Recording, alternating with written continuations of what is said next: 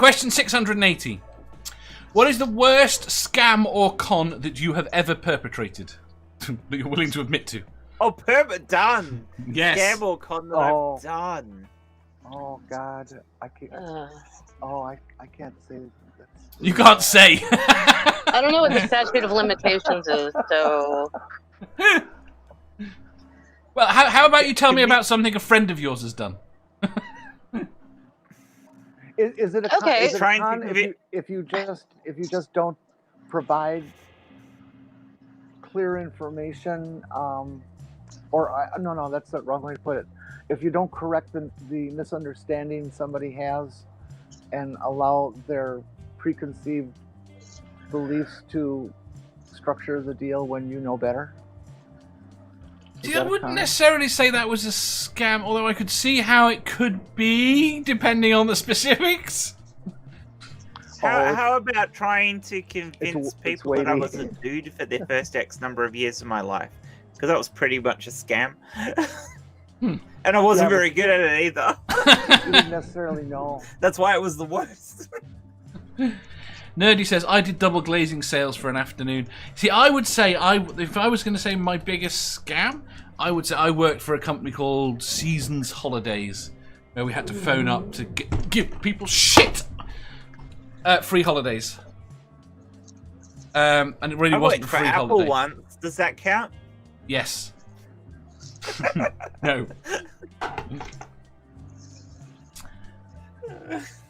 Go on, Julie. No, I honestly can't think of anything.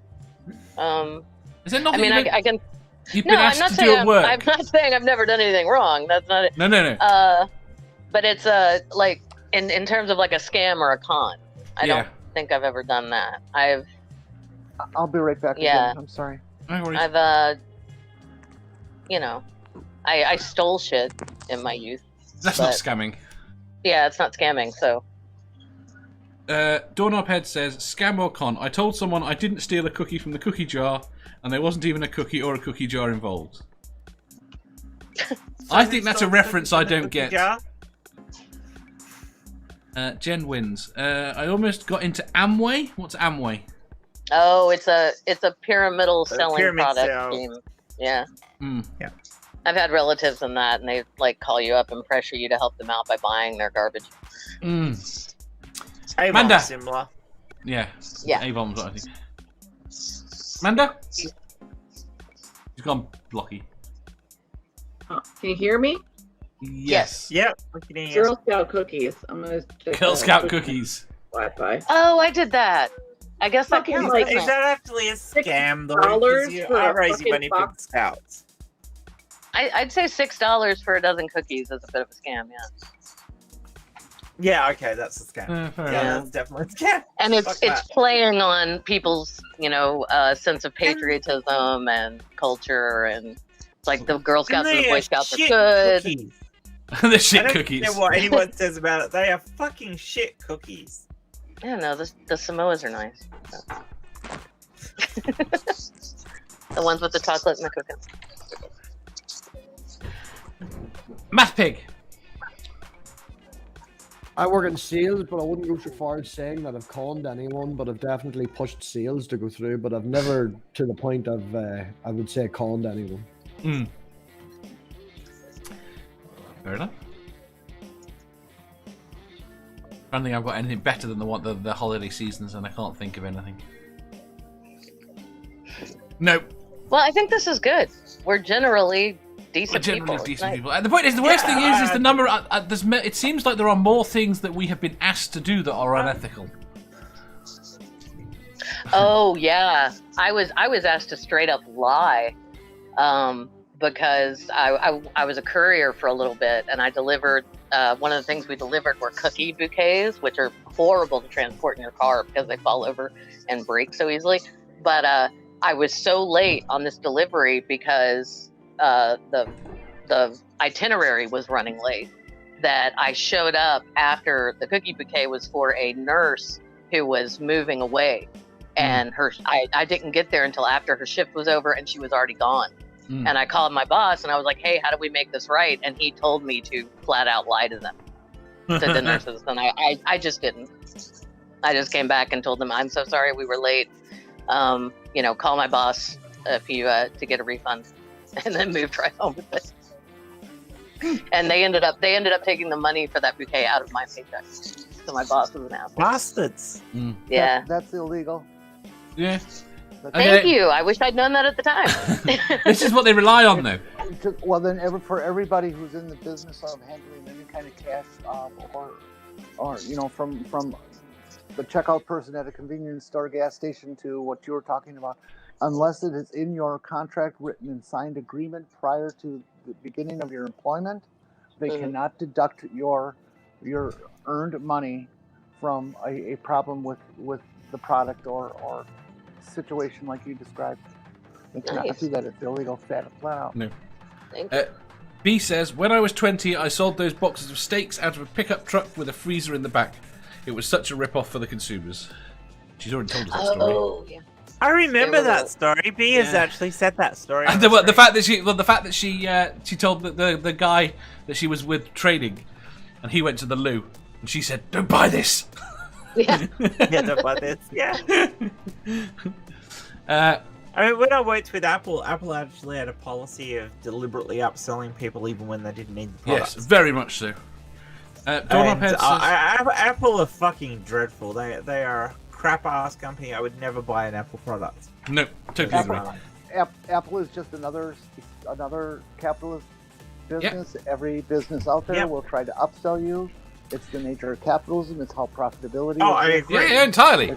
It's the way it's done in every business with every. But there doesn't seem to be. Why I build my own computers. Yes, right. Dawn Uphead says Girl Scout cookies are a scam. Why? Because they are not made from real Girl Scouts. Are they made from real Girl Scouts? I'm sorry. That was so great. That's well done. B said I only lasted 1 week because it was too dishonest. They targeted elderly. You and might people want to on ask welfare. Amanda, Dave, because she's feeling like we're talking over. Oh, I'm sorry, Amanda. Amanda. Sorry, Amanda. What? What was the question? What's the worst scam or con you have ever perpetrated? Yeah, you said Girl Scout cookies. Oh yeah. You did. I thought she did. You did. But I'm not falling asleep. I looked down at my You know phone. what? We never said you were falling asleep. No, the chat somebody did. in the chat did. But in order to look at the chat while I'm doing this, I look down at the phone. So not falling asleep, just looking down. I have to look over there. Santi says I used to print copies of the bus pass and sell it for $5. Oh, Now, yeah, I had friends who would take the Memphis Flyer, which is a free, and it says it on the cover, free.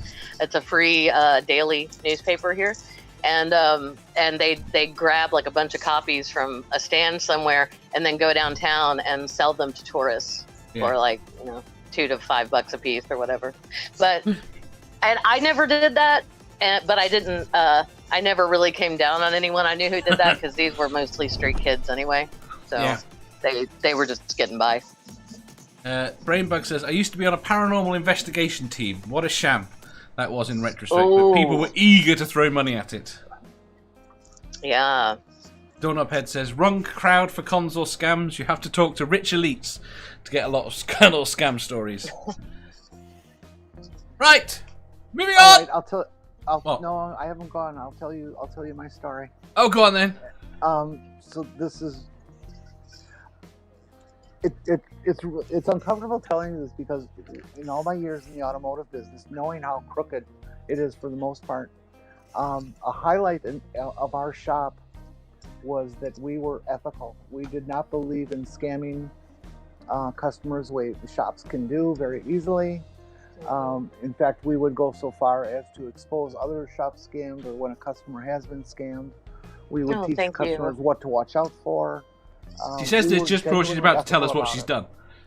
We would give I know, but I mean, just as somebody who knows jack shit about cars, it's so nice to hear that there was one.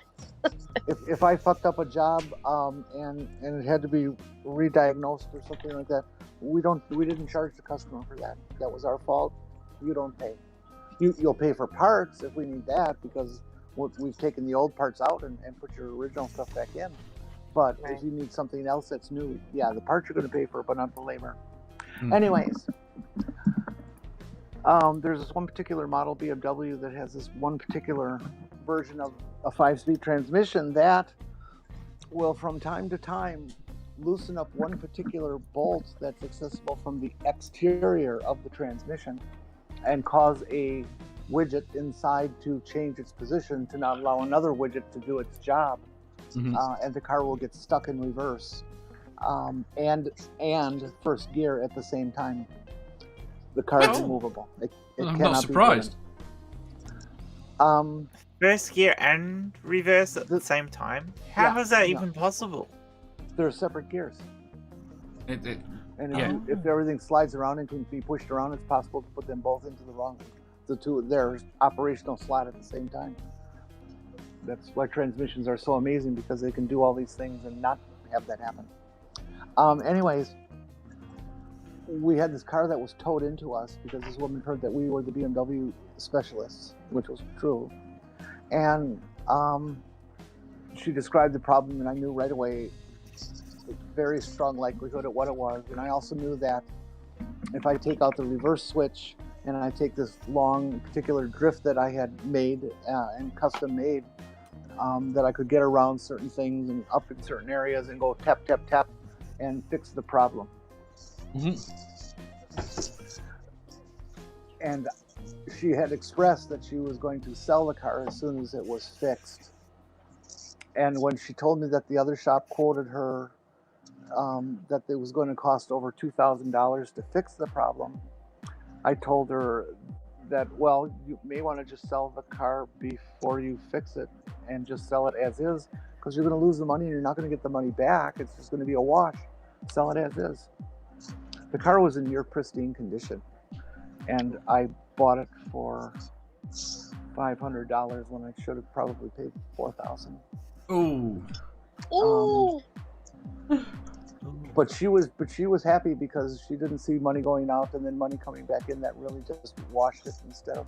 And so I made a really good deal, and then I fixed the transmission in about 15 minutes and sold the car for $4,000.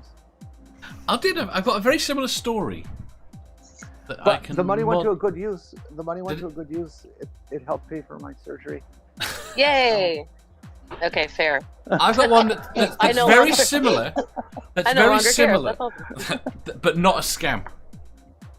Someone brought an engine in to be fixed, and on the initial strip down, he peed in the alternator. Say again? No. You peed in the alternator. No. The point is, it wouldn't run, and we stripped it down. It looked like all the electronics burnt out, and it looked like a write-off. And the guy wanted a quote for fixing it. We said we can't do a proper tear down and quote without, but it looks like a write-off. He said, "Fine, will you give me 50 quid for it?" Why do we want an engine that's... Anyway, he said, all right, how about 20 quid? So we gave him 20 quid for the engine. We thought we might be able to get some parts out of it. And we sat down a week later and actually started fiddling with it. And it turns out that what was the electronics? It was smoke damage. They basically just burned oil in the engine, and it just needed basically a complete oil change. And it was back to working. So we basically got a similar sort of thing, a £2,000 or £3,000 engine for 20 quid. Yeah, but this is all the guy. But this is the guy's fault. If the guy had asked us to actually spend the time to strip it down properly to find out what was wrong with it, he would have had it. We didn't want the engine. So it was just a similar story. Yeah. Anyway. By the way, I also just have to say in my own defense that honest to God was the only time I ever took advantage of somebody. And I knew that this woman was fairly wealthy based on her. Yeah. There's also something odd about that. And your knowledge. 2 or 3 carat diamond that she had on her finger. It's only your Based knowledge. on the fact that she had a BMW. It's only your knowledge that allowed you to do that. Yes. And my very high level of skill. Yeah. That in its own right has value, even though it would only have taken you several minutes. Yeah. Anyway, Jeff says, come on, Manda. Manda worked for NASA. She must have been involved in the con to convince people the Earth is a globe. Oh! Hashtag biggest scam. Doorknobhead says, who scammed Dave into buying a bouncy ball? Well, at least we get a laugh from it. Only if he falls off his balls. I almost did before. Did you not see that? I did not. I missed that one. I'm drunk. What do you expect? I swore in the middle of a sentence. Because I'm drunk. If you enjoyed that, please hit the thumbs up button. If you didn't, hit the thumbs down. If you think you've got a better answer or just want to tell us how wrong we are, leave a comment down below. Subscribe down here for new questions every day and make sure you hit the bell so you don't miss out on our live shows. If you click over here, you'll see our latest upload. Over here, for what YouTube thinks you'll love the most. And finally, for a complete playlist of all our currently released questions, click here.